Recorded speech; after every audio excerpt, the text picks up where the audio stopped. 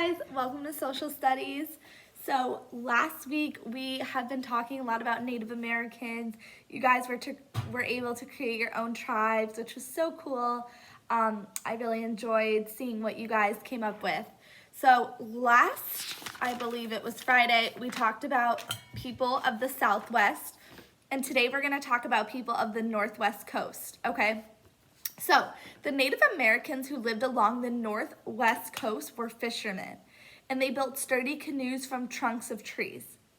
They took their canoes out on the sea, and they hunted for fish, seals, and whales in the deep ocean. So, one tribe, the Tlingit, I don't know if I'm saying that right, but they lived on the coast of what is now called Alaska. And their homes needed to be built strong so that they would last through the storms. They built strong wooden homes and they placed tall poles around the sides of their houses. The totem poles were carved with pictures of people and animals. So they built their houses with large poles that kind of look like this.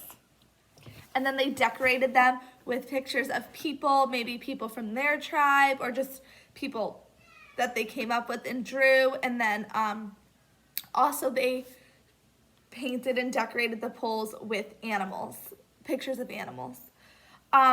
So their homes needed to be built strong because they lived on the coast of the water and there was big storms.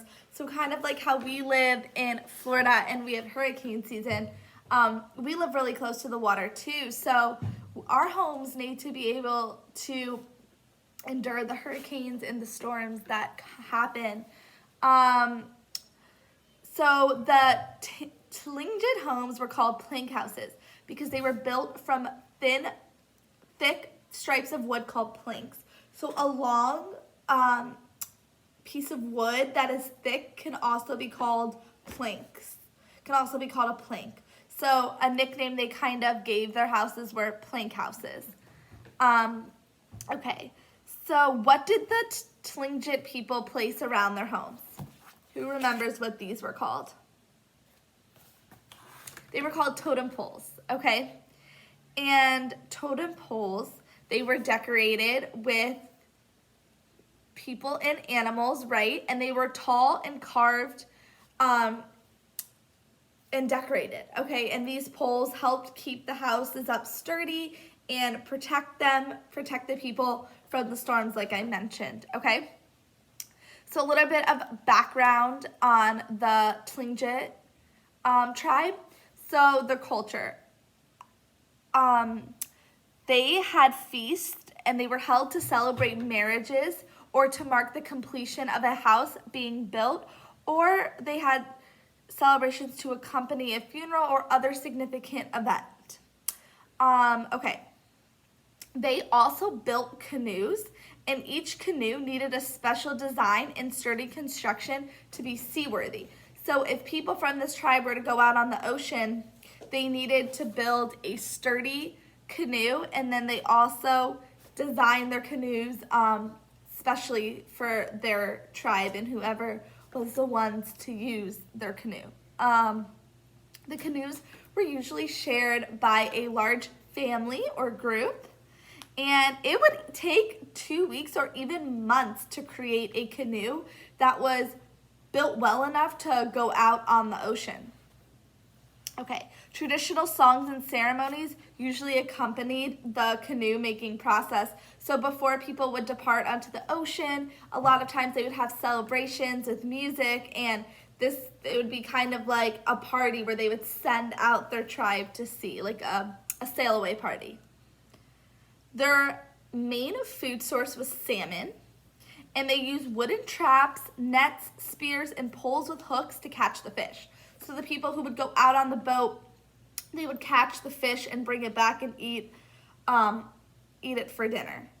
And also they loved salmon, but herring and halibut were also frequent catches that they would make as well for dinner. Oops.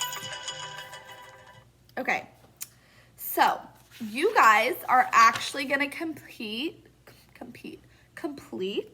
page 101 in your social studies workbook. It's going to look like this, 101, and then you're gonna complete 103, okay? So for 101, you're just gonna circle what you think is the correct answer based on what I shared with you guys today. And then 103 is kind of fun because they're totem poles. You're gonna have a blank totem pole. Remember, a totem pole is what the Tlingit tribe used to build their houses. Okay, so on page 103, you're gonna see a blank totem pole, and you guys are gonna decorate it, and you're gonna draw.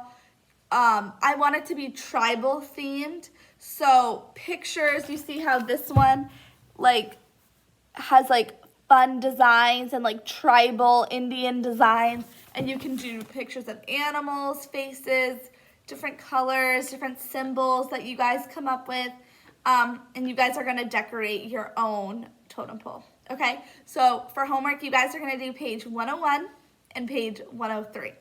Okay guys, and I'll talk to you more tomorrow. Bye.